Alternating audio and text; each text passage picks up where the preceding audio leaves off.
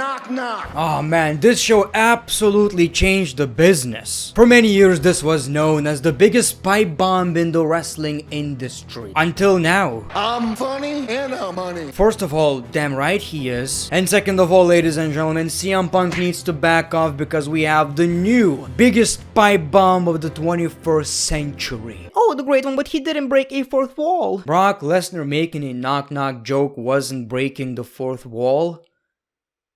This whole new Brock Lesnar character is breaking the fourth wall every week. And people, I'm not sure. Maybe I was brainwashed by Brock Lesnar's seductive voice, but I felt like this episode of Raw was alright. You know, I didn't mind it at all. I mean, we got some pretty decent stuff happening. Now, a reminder before the show, maybe you missed it because WWE only mentioned it like, I don't know, 1,000 times maybe. This show happened in Philadelphia, and that's why we got so many sports references, and if I'm being honest, I didn't get any of it. I'm from Europe, so whenever someone makes a sports reference in the WWE, I'm like, yeah, you got him good. Their sports team sucks. Probably.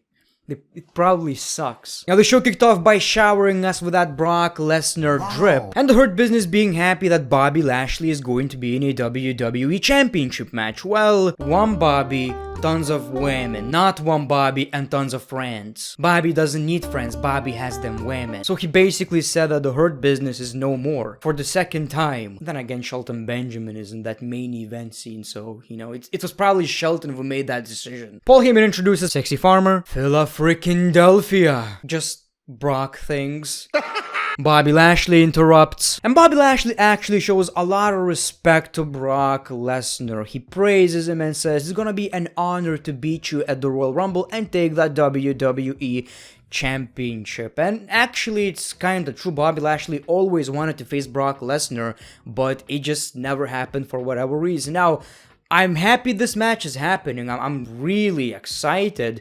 But I really wish it happened at WrestleMania because it seems like a decent enough match for a WrestleMania main event. With all due respect, it's an honor for me to be in the ring with me. Even Brock Lesnar loves Brock Lesnar. If anyone can be justified for being a narcissist, it's this man right here. He has no reason to be hard on himself. I've been winning championships in this ring and in other rings. Well, not to disrespect Brock Lesnar, but Bobby Lashley is a former TNA champion. If we already met, I would have beaten you, and we wouldn't be here right now. And then Brock compliments their suits. You know, Brock Lesnar is a very nice human being. From time to time, he beats people, injures people, but for the most part, he's a really nice human being. Bobby Lashley calls Brock Lesnar a comedian, and you know, you can pursue a comedy career when I beat you for that championship because you will be very successful. I want to see that comedy special. Brock Lesnar and the Tales from the Farm. So many funny stories. I'm funny and I'm money. This promo right here is everything I needed from professional wrestling. Paul, say knock knock. Brock Lesnar doing a knock knock joke. I thought I've seen it all. Same, Paul, same. Knock knock. Who's there? Bobby. Bobby who? Exactly. Boom, roasted. I think right now Bobby Lashley needs to end his wrestling career because you can't recover from this. Brocky with these jokes. I think Bobby Lashley shed a tear, as he should. And that was the main focus of this promo. Brock Lesnar doesn't know who Bobby Lashley is. He doesn't care who Bobby Lashley is. He's not scared of Bobby Lashley. Bobby Lashley just happens to be Brock Lesnar's next challenger. It's impossible to beat Brock Lesnar when you're a Brock Lesnar wannabe. Pipe bomb. And the crowd ate it up, like the crowd were really into it. They were chanting Bobby who, which is kind of disrespectful. Bobby who? Lashley. Bobby wants Wayne. And then we saw the Hurt Business attacking Bobby Lashley, and of course Bobby cleared the ring. It's like there are no more jobbers in the WWE for WWE to show that yes, Bobby Lashley is a strong man. This was really unnecessary, and sure, the Hurt Business wasn't even a thing for like weeks now, but it once was a great group, and it's kind of a shame that, you know, Bobby Lashley is the only one who got elevated. Everyone else became a jobber again. So this promo was great, and it makes this whole thing a lot more personal. The only thing they needed is Bobby Lashley versus Brock Lesnar. meet me at the pay-per-view. But they actually tried and made it even more interesting. I really appreciate that. I appreciate that Brock Lesnar is basically every week on WWE television. Thank you, Brock. You didn't have to. Randy Orton writes a reminder on Riddle's hands to tag him in during the match. So we saw the WWE RAW Tag Team Championship match, RK Bro vs Alpha Academy. I didn't expect anything from this match, and it wasn't a right match. That's not exactly what I'm talking about. You know, we've seen it many times, and I thought, yeah, this is the final match of this rivalry, perhaps. It's a championship match, and RK Bro are going to retain the championships, except nope. Alpha Academy became the new Raw Tag Team Champions, actually by pinning Randy Orton. Good, I guess. This is a legit tag team, and RK Bro are great, but WWE desperately needs new legit tag teams, and I'm not saying this is a new tag team, but now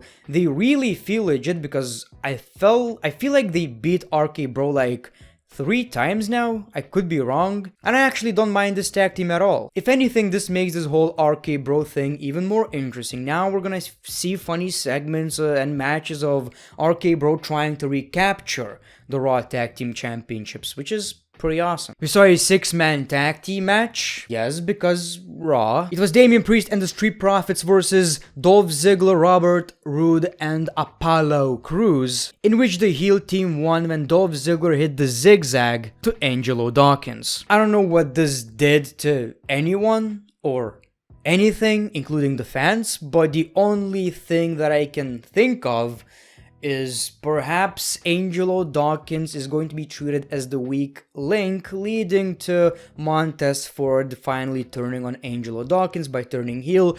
Maybe that's the payoff. We saw Seth freaking Rollins, and he talked about his match against Roman Reigns. He tried to give us an explanation. You know, did I get an advocate? No. I don't need a penguin-looking snake. So how did he get the match? I took matters into my own hands because I'm Seth freaking Rollins. Oh, that makes so much sense then. Thank you for the explanation. Death taxes and Seth freaking Rollins. Yes, that's all I needed. You could have said, yeah, a few months ago I wanted a match against Roman for the Universal Championship. I didn't get it. Now they needed a challenger and here I was. That's all you needed to say. But he said I'm Seth freaking Rollins. The freaking part is what got me the championship match. You know, it sounds so edgy. I would say but it's a PG show. I don't know where I'm going with this, but I actually wanted to talk about this for a while.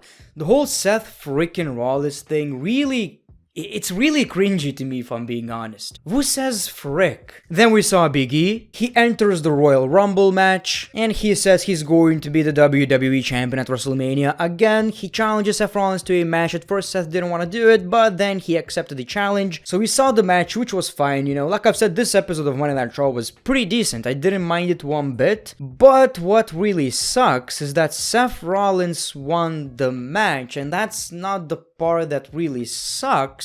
For me, it's the part that WWE felt like they needed to do this match in the first place. Big E's credibility is already hurt. He doesn't feel like a main eventer at all right now. He was struggling with that when he was a WWE champion, but now he needed these W's more than ever, and he lost. So, I get it, Seth Rollins is the challenger, he needs to win, but the problem is, this match didn't need to happen in the first place. So Ripley wanted to talk about the Royal Rumble, but Nikki wanted to talk about the tag team. This whole thing was so hard to watch in a way. I mean, that was the point of the promo, but it was like listening to other family arguing, and you're just sitting, sipping your coffee.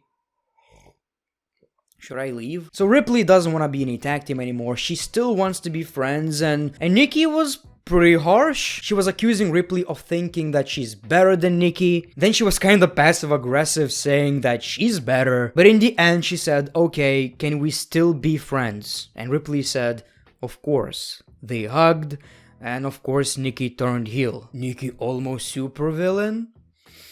For the record, I know I have an accent, but me saying Nikki A.S.H is not an accent. That's just a very unfunny joke. I've seen some people talking about it on Reddit. It's a joke. It's just not funny. Yeah, I mean, if anything is going to help Nikki get rid of this shitty gimmick, I'm for it. Omos versus generic superstar number 5 or 4, not sure. Guess who won? Omos. Then we saw the cutting edge with Beth Phoenix, Edge's wife, and during this whole thing, my man was just giving so many compliments. He made a video package and then gave some more compliments to the point that Beth Phoenix said, "You wanna f me, right?